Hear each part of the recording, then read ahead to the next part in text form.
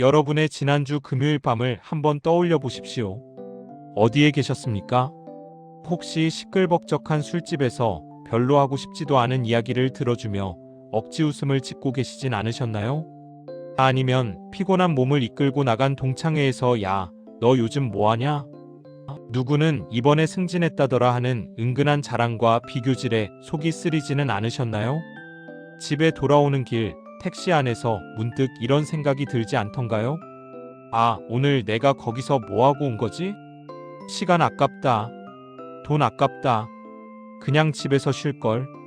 만약 한 번이라도 이런 공허함을 느껴보셨다면 오늘 이 영상은 바로 여러분을 위한 것입니다. 우리는 아주 어릴 때부터 마치 세뇌를 당하듯 이런 말들을 듣고 자랐습니다. 친구 많은 게 최고다. 인맥이 곧 재산이다. 성공하려면 발이 넓어야 한다.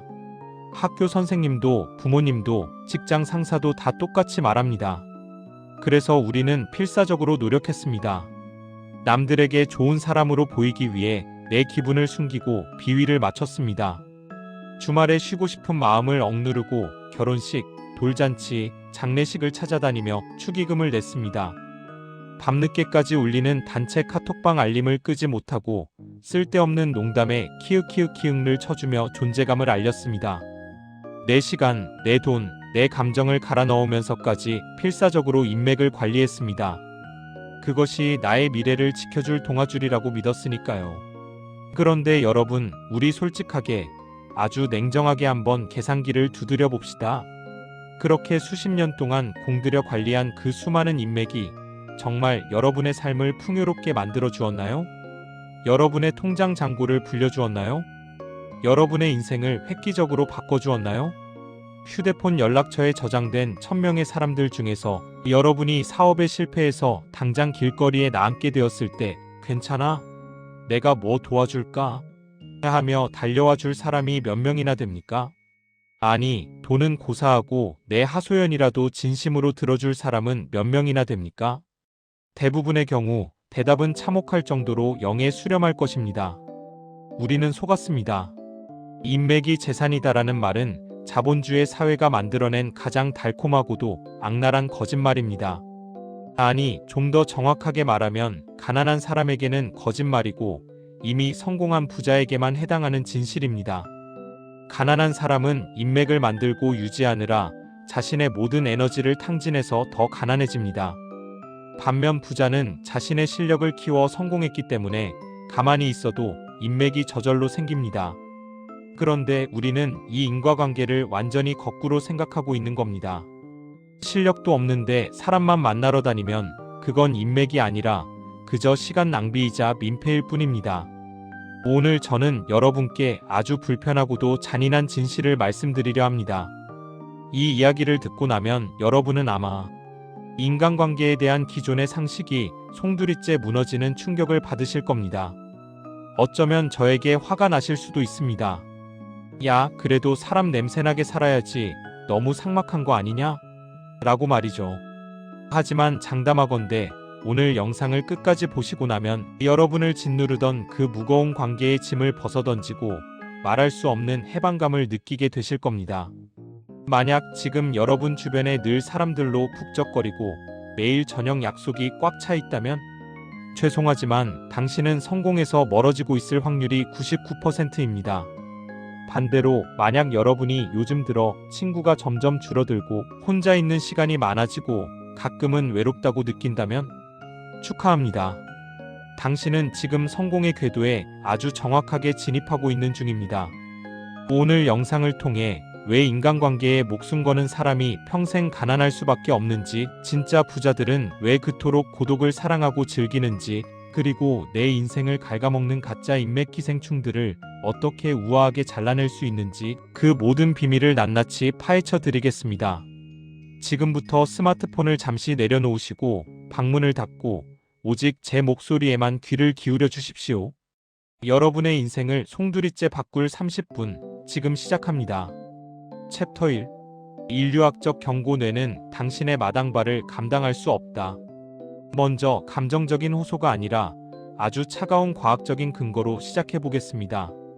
우리의 뇌는 애초에 수많은 사람과 친하게 지내도록 설계되지 않았습니다. 영국의 저명한 인류학자이자 진화심리학자인 로빈 덤바 교수는 아주 흥미로운 연구 결과를 발표했습니다. 영장류의 뇌 크기, 특히 대뇌피질의 크기를 분석해본 결과 한 개체가 맺을 수 있는 진정한 사회적 관계의 수에는 명확한 생물학적 한계가 있다는 것입니다. 이것이 바로 그 유명한 덤바의 수입니다. 그 숫자는 바로 150명입니다. 여기서 말하는 150명은 단순히 얼굴을 아는 사람의 숫자가 아닙니다. 길에서 우연히 마주쳤을 때 반갑게 인사하고 근황을 묻고 어색하지 않게 차 한 잔 마실 수 있는 관계. 서로의 신뢰가 바탕이 된 유의미한 관계의 최대치가 150명이라는 겁니다. 더 깊이 들어가 볼까요? 정말 곤란할 때 돈을 빌려줄 수 있거나 내 비밀을 털어놓을 수 있는 진짜 친구의 숫자는 몇 명일까요? 덤바 교수는 이 숫자가 고작 3명에서 5명에 불과하다고 말합니다. 그런데 여러분의 카카오톡 친구 목록을 한번 열어보십시오. 몇 명이 저장되어 있나요? 500명? 1000명? 영업하시는 분들은 3000명이 넘기도 합니다. 문제는 여기서 발생합니다. 우리의 뇌 하드웨어는 150명을 처리하기도 벅찬데 우리는 수천 명의 가짜 인맥을 관리하느라 뇌를 24시간 풀가동하며 혹사시키고 있는 겁니다. 이것은 마치 용량이 꽉 찬 컴퓨터를 억지로 돌리는 것과 같습니다. 당연히 버벅거리고 과열되고 정작 중요한 프로그램을 돌릴 때는 다운되어 버리죠. 이것이 바로 현대인들이 느끼는 만성 피로와 관계 번아웃의 정체입니다. 여기에 더해 에너지 보존의 법칙은 물리학뿐만 아니라 인간관계에도 똑같이 적용됩니다. 사람이 하루에 쓸 수 있는 정신적, 감정적 에너지는 한정되어 있습니다. 이것은 의지로 극복할 수 있는 게 아닙니다. 배터리 용량처럼 정해져 있는 겁니다. 하루 24시간 중 잠자고 일하는 시간을 빼면 온전히 나를 위해 쓸 수 있는 시간은 기껏해야 34시간 뿐입니다. 그런데 우리는 이 소중한 금쪽 같은 에너지를 어디에 쏟아붓고 있나요? 1년에 한 번 볼까 말까 한 동창 모임에 나가서 회사 끝나고 부장님 비위 맞추는 회식 자리에서 SNS에서 내 인생에 1도 도움 안 되는 사람들의 게시물에 좋아요를 누르고 댓글을 다는데 탕진하고 있습니다.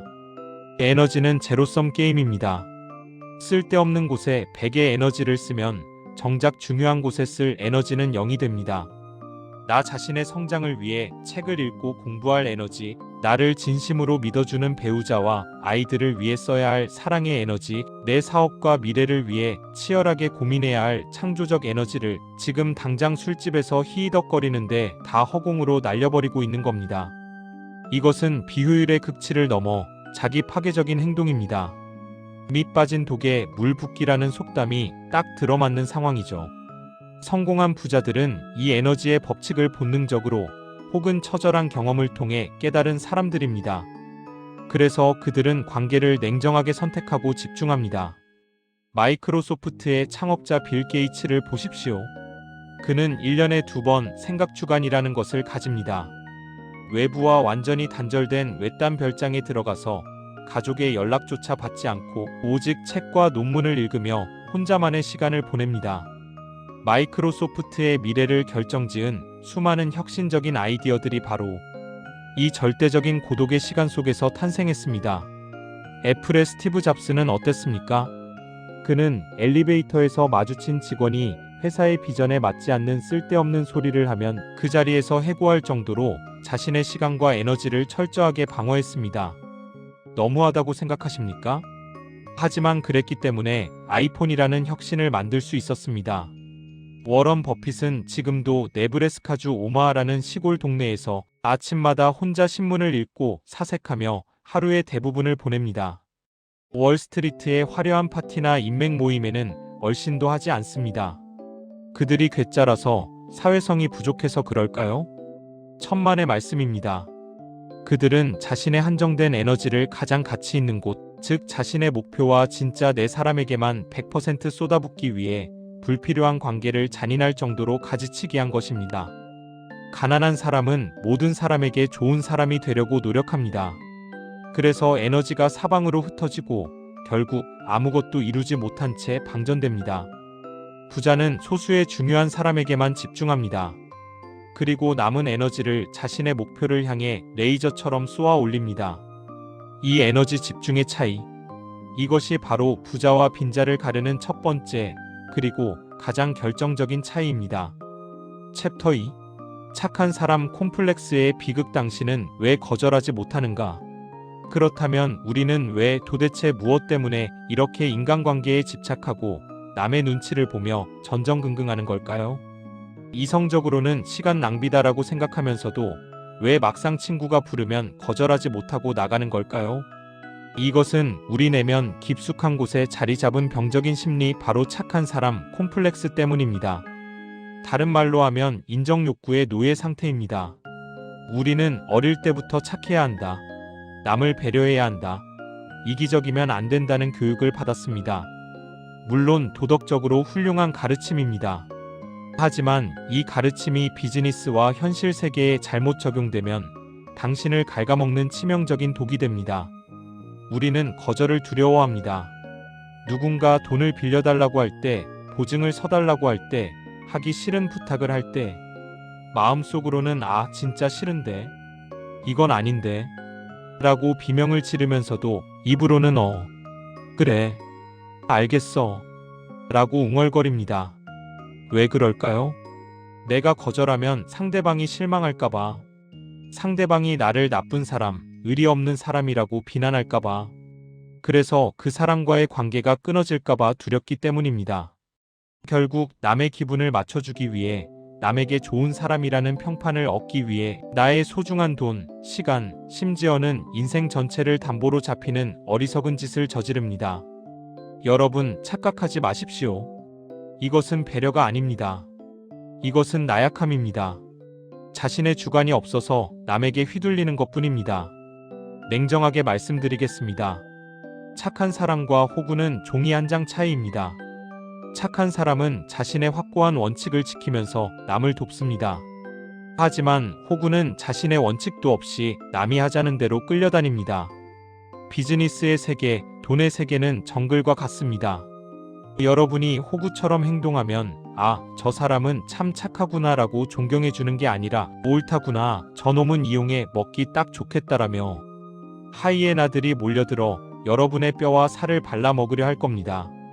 성공이라는 것은 본질적으로 거절의 연속입니다. 스티브 잡스는 말했습니다. 무엇을 할 것인가 보다 무엇을 하지 않을 것인가를 결정하는 것이 더 중요하다. 성공하려면 내 목표와 관련 없는 쓸데없는 제안을 단호하게 거절해야 합니다. 내 시간을 갉아먹는 무의미한 술자리를 거절해야 합니다. 감정적으로 나를 소모시키는 사람들을 거절해야 합니다. 성공한 사람들은 때로는 주변에서 이런 소리를 듣습니다. 독하다, 냉정하다, 피도 눈물도 없다, 변했다. 하지만 그것은 그들이 나쁜 사람이 되어서가 아닙니다. 그들은 자신의 목표를 지키기 위해, 자신의 가족을 지키기 위해, 자신의 인생을 지키기 위해 아니오노라고 말할 수 있는 용기를 가진 사람들일 뿐입니다. 여러분, 미움받을 용기를 가지셔야 합니다. 모든 사람에게 사랑받으려는 사람은 역설적으로 누구에게도 진정으로 중요한 사람이 될 수 없습니다. 모든 사람에게 맞추려는 사람은 결국 자기 자신의 색깔을 잃어버리고 무채색의 배경이 되어버립니다. 부자가 되고 싶으십니까? 성공하고 싶으십니까? 그렇다면 지금 당장 착한 사람의 가면을 바닥에 내동댕이 치십시오. 그리고 뻔뻔해지십시오. 이기적이 되십시오. 내 인생의 주인은 바로 나라는 사실을 잊지 마십시오. 챕터 3. 인간관계 구조조정. 당신 옆에 3가지 기생충 유형. 자, 이제 우리는 인간관계에 에너지를 낭비하면 안 된다는 것을 깨달았습니다. 그렇다면 이제 실전입니다. 여러분의 인생을 갉아먹는 가짜 인맥, 제가 감히 기생충이라고 부르는 존재들을 식별하고 정리해야 합니다. 여러분의 주변 사람들을 한번 떠올려 보십시오. 다음 3가지 유형에 해당하는 사람이 있다면 지금 당장 차단 버튼을 누르셔도 좋습니다. 첫째, 감정 흡혈귀입니다. 만나면 항상 불평불만만 늘어놓는 사람입니다. 회사가 거지 같다, 남편이 아내가 마음에 안 든다, 세상이 불공평하다, 정치가 썩었다. 기승전남 탓인 사람들입니다. 이런 사람과 일시간만 대화하고 나면 어떤가요? 기운이 쫙 빠지고 머리가 지끈거리지 않나요? 나의 긍정적인 에너지까지 빨아먹고 그 자리에 부정적인 쓰레기를 채워넣는 사람들입니다. 여러분이 그들의 하소연을 들어준다고 해서 그들의 인생이 나아질까요? 천만의 말씀입니다. 그들은 해결책을 원하지 않습니다. 그저 감정의 쓰레기통이 필요할 뿐입니다. 여러분이 그 쓰레기통 역할을 자처할 필요는 없습니다. 둘째, 과거형 인간입니다. 만나면 항상 왕년에 내가 말이야, 그때 우리가 좋았는데 라며 옛날 이야기만 반복하는 사람입니다. 물론 추억은 아름답습니다. 하지만 10년째 똑같은 군대 이야기, 20년 전 학교 다닐 때 이야만 하고 있다면 문제가 있습니다. 이런 사람들은 현재의 삶에 만족하지 못하고 미래에 대한 비전이 없는 사람들입니다. 여러분이 새로운 도전을 하려고 하면 야, 뭘 그런 걸 하냐, 그냥 살던 대로 살아라며 발목을 잡습니다. 자신이 성장하지 않기 때문에 친구가 성장하는 것을 두려워하고 질투합니다. 여러분이 앞으로 나아가려면 과거에 머물러 있는 사람들과는 작별해야 합니다. 셋째, 유의적 관계 즉 쾌락만을 위한 친구입니다. 술 마실 때, 골프 칠 때, 게임할 때만 연락하는 사람들입니다. 만나서 하는 이야기라고는 음담패설, 여자 남자 이야기, 연예인 뒷담화, 명품 자랑뿐입니다. 이 모임에서 여러분이 나 요즘 인문학 책을 읽는데, 새로운 사업 아이템을 구상 중인데 라고 말하면 분위기가 어떻게 될까요? 야, 진지한 척하지 말고 술이나 마셔. 잘난 척하네라며 면박을 줄 겁니다. 이들은 여러분의 친구가 아니라 그저 심심함을 달래줄 놀이 도구로 여러분을 이용하는 겁니다. 그렇다면 진짜 인맥은 누구일까요? 구별법은 아주 간단합니다. 첫 번째, 내가 가장 밑바닥에 있을 때 곁에 있는 사람입니다. 내가 돈을 잃고 명예를 잃고 병들었을 때 파리떼처럼 몰려들었던 사람들은 다 사라지고 썰물처럼 빠져나갑니다. 그 텅 빈 자리에 남아서 묵묵히 밥 한 끼 사주며 힘내라고 말해주는 사람. 여러분의 조건이 아니라 존재 자체를 사랑해주는 사람. 그 사람이 진짜입니다. 두 번째, 나의 성장을 진심으로 축하해주는 사람입니다. 이게 생각보다 어렵습니다. 사촌이 땅을 사면 배가 아프다는 말이 있죠. 친구의 실패는 위로하기 쉽지만 친구의 성공을 진심으로 축하해주기는 어렵습니다. 여러분이 승진하거나 대박이 났을 때 겉으로는 웃지만 눈빛에 질투가 서려있는 사람이 아니라 자기 일처럼 펄쩍 뛰며 기뻐해주는 사람. 그 사람은 평생 가야 할 동반자입니다. 여러분, 냉정해지십시오. 이런 진짜 배기 친구 12명이면 인생은 충분합니다. 쓰레기 더미 속에서 다이아몬드를 찾으려면 먼저 쓰레기를 치워야 합니다. 챕터 4. 고독의 재발견. 고독은 천재들의 인큐베이터다. 인간관계를 정리하면 필연적으로 찾아오는 것이 있습니다. 바로 혼자 있는 시간입니다. 많은 사람들이 이것을 두려워합니다. 혼자 밥 먹으면 처량해 보이지 않을까? 주말에 약속 없으면 왕따처럼 보이지 않을까? 하지만 여러분, 개념을 명확히 하셔야 합니다. 외로움과 고독은 하늘과 땅 차이입니다. 외로움은 타인과의 단절에서 오는 고통입니다. 남들이 나를 안 놀아줘서 느끼는 결핍의 감정이죠. 수동적이고 부정적입니다. 반면에 고독은 나 자신과의 만남입니다. 내가 선택해서 즐기는 혼자만의 시간입니다. 능동적이고 창조적인 감정입니다. 철학자 쇼펜하우어는 이렇게 말했습니다. 인간은 홀로 있을 때만 온전히 자기 자신이 될 수 있다. 그러므로 고독을 사랑하지 않는 자는 자유를 사랑하지 않는 자다. 역사상 위대한 업적을 남긴 모든 사람들은 고독 성애자였습니다. 예수는 광야에서 40일간 홀로 기도했고 부처는 보리수 아래에서 홀로 깨달음을 얻었습니다. 베토벤은 귀가 들리지 않는 고독 속에서 최고의 교향곡을 작곡했고 아인슈타인은 혼자 바이올린을 켜며 상대성 이론을 구상했습니다. 왜 그럴까요? 우리의 뇌는 외부의 소음 친구들의 수다, TV 소리, SNS 알림이 차단되었을 때 비로소 내면의 소리에 귀를 기울이기 시작합니다. 이것을 뇌과학에서는 디폴트 모드 네트워크가 활성화된다고 합니다. 이때 뇌는 흩어진 기억을 정리하고 창의적인 아이디어를 연결하고 나 자신을 객관적으로 바라보는 메타인지를 가동합니다. 즉, 고독은 외로워서 몸부림치는 시간이 아니라 나를 성장시키는 가장 완벽한 인큐베이터이자 천재성이 발현되는 유일한 통로입니다. 부자가 되고 싶다면 고독과 친해져야 합니다. 아니, 고독을 미치도록 사랑해야 합니다. 남들이 술 마실 때 혼자 책을 읽는 고독. 남들이 주말에 놀러 갈 때 혼자 사업 구상을 하는 고독. 남들이 시류에 휩쓸릴 때 혼자 묵묵히 나의 길을 가는 고독. 이 고독의 시간을 견뎌낸 사람만이 남들과 다른 압도적인 성과를 낼 수 있습니다. 고독은 여러분의 자존감을 강철처럼 단단하게 만들어줍니다. 혼자서도 시간을 잘 보내는 사람은 타인에게 의존하지 않습니다. 너 나 안 만나줘? 그럼 마라. 난 혼자서 할 거 많아. 이런 태도가 몸에 배면 인간관계에서 의리 될 일이 없습니다. 오히려 사람들이 그런 당당하고 여유로운 모습에 매력을 느끼고 끌려오게 됩니다. 역설적이죠? 혼자 서려는 자에게 사람이 모이고 기대려는 자에게서 사람이 떠나는 것이 세상의 이치입니다. 자, 그렇다면 오늘부터 당장 무엇을 해야 할까요? 거창한 것이 아닙니다. 고독 연습을 시작하십시오. 일주일에 딱 하루 혹은 하루에 딱 1시간이라도 좋습니다. 스마트폰을 비행기 모드로 바꾸십시오. TV도 끄십시오. 그리고 온전히 혼자가 되십시오. 처음에는 불안할 겁니다. 심심해서 미칠 것 같을 겁니다. 금단 현상입니다. 하지만 그 시간을 견디고 책을 읽거나 글을 쓰거나 명상을 하거나 그냥 멍하니 산책을 해보십시오. 어느 순간 머릿속의 안개가 걷히고 내가 진짜로 원하는 것이 무엇인지 선명하게 보이는 놀라운 경험을 하게 될 겁니다. 그때 여러분은 비로소 타인의 인생이 아닌 나의 인생을 살기 시작하는 것입니다. 긴 이야기를 마치며 마지막으로 여러분의 가슴에 새겨드리고 싶은 말이 있습니다. 정상은 원래 외로운 법이다. 산의 밑바닥 평지에는 사람들이 바글바글합니다. 서로 어깨를 부딪히며 시끄럽게 떠듭니다.